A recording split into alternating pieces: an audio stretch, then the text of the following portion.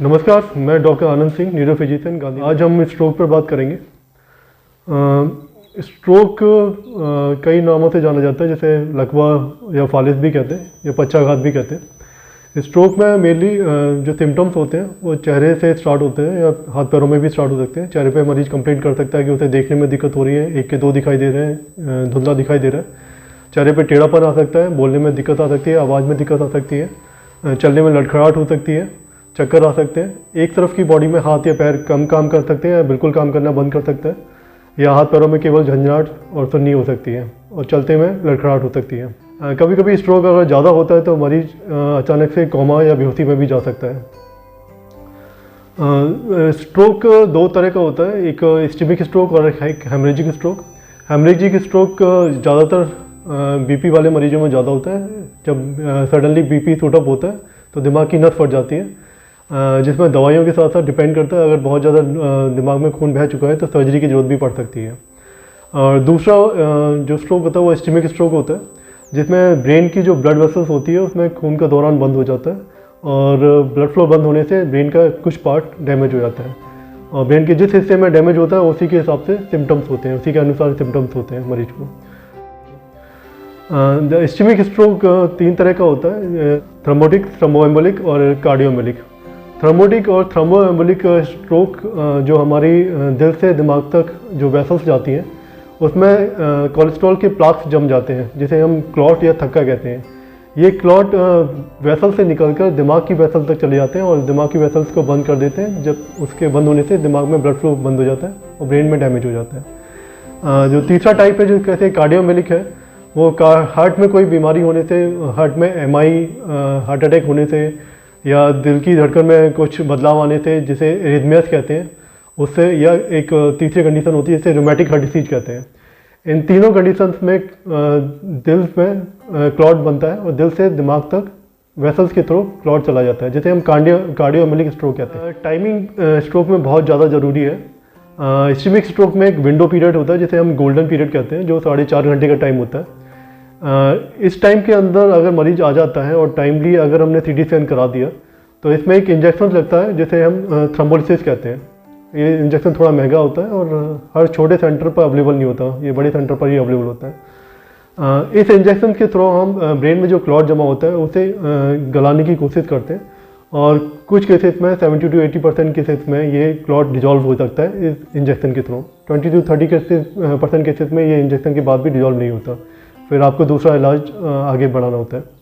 इसलिए ischaemic stroke में timing बहुत ज़रूरी है। ये 4.5 घंटे के बाद काम नहीं करता, तो जितना जल्दी आप हॉस्पिटल चले जाएं और जितना जल्दी आपका सीटी स्कैन या एमआरआई हो जाता है और जितना जल्दी ये इंजेक्शन लग जाए उतना ही इसका इफेक्ट रहता है। अगर इंजेक्शन लगने में देरी हो रही है तो इंजेक्शन का इफेक्ट आने में भी थोड़ा कम हो सकता है इफेक्ट। बाकी इलाज में, दूसरे इलाजों में इस इंजेक्शन के अलावा कुछ मैकेनिकल थ्रोम्बोक्टमी होती है। अगर इंजेक्शन काम नहीं करता तो हम ब्रेन का सीटी एंजियो करते हैं। अगर उसमें क्लॉट दिखाई देता है तो जैसे कार्डियक एंजियोग्राफी की जाती है उसी तरह से आप इन्वेसिव एंजियोग्राफी करते हैं और ब्रेन तक आपका वायर जाता है और वहाँ जाके आप डायरेक्टली क्लॉट में दवाई दे देते हैं जिससे वो क्लॉट गल जाता है, या एक मशीन के थ्रू, आप जिसे मैकेनिकल थ्रोम्बोक्टमी कहते हैं, मशीन के थ्रू आप उस क्लॉट को बाहर निकाल सकते हैं। लेकिन ये वाला प्रोसीजर जो सर्जिकल प्रोसीजर की मैं बात कर रहा हूँ ये हर सेंटर पर अवेलेबल नहीं होता। इसके लिए प्रॉपर एक स्ट्रोक यूनिट होती है जो बड़े शहरों में, एनसीआर में, दिल्ली में ही अवेलेबल रहता है, जहाँ प्रॉपर स्ट्रोक सेंटर्स होते हैं। तो छोटे शहरों में लेकिन थ्रोम्बोलिसिस अवेलेबल होती है जो इफेक्टिव होती है। तो फिर से मैं कह रहा हूँ इस तरह के स्ट्रोक में टाइमिंग बहुत इंपॉर्टेंट है। तो जब भी आपके मरीज को, आपके सदस्य को इस तरह के स्ट्रोक वाले सिम्टम्स होते हैं तो जितना जल्दी हो सके अपने नज़दीकी अच्छे अस्पताल में, जहाँ पर न्यूरोलॉजी का डिपार्टमेंट हो, जहाँ सीटी एमआरआई की सुविधा उपलब्ध हो, जहाँ आपका टाइम बच सकता हो, वहाँ तुरंत लेके जाएं, जिससे आगे स्ट्रोक बढ़ने का खतरा और ये इंजेक्शन आपका लग सके। दूसरा जो इलाज है उसमें एंटीप्लेटलेट थेरेपी होती है जो खून पतला करने की, जिसे दवाई कहते हैं। अगर स्ट्रोक कार्डियोमेलिक है तो उसमें दूसरी तरह की खून पतला करने की दवाई चलाते हैं जिसे हम एंटीकोगुलेंट कहते हैं। दोनों ही केसेस में दवाइयाँ लाइफ लॉन्ग चलती है, ज़िंदगी भर खानी होती हैं और इसके साथ हाई डोज में कोलेस्ट्रॉल की दवाई दी जाती है और कुछ टाइम के बाद कोलेस्ट्रॉल की दवाई की मात्रा थोड़ी कम कर देते हैं। इसका मेजर पार्ट मेडिकल के अलावा रिहेबिलिटेशन थेरेपी होती है, जिसमें आप फिजियोथेरेपी करते हैं और अपनी डाइट का ध्यान रखना होता है आपको। फिजियोथेरेपी स्ट्रोक में बहुत इंपॉर्टेंट है और शुरुआत के 3 से 6 महीने में मेडिसिन के साथ साथ फिजियोथेरेपी से काफ़ी चीज़ें सुधार में हो सकती हैं। आपकी पावर में इम्प्रूवमेंट आ सकता है, आपकी स्पीच में इम्प्रूवमेंट आ सकता है। तो मेडिकल ट्रीटमेंट के साथ साथ फिजियोथेरेपी स्ट्रोक की केसेस में बहुत ज़्यादा ज़रूरी है।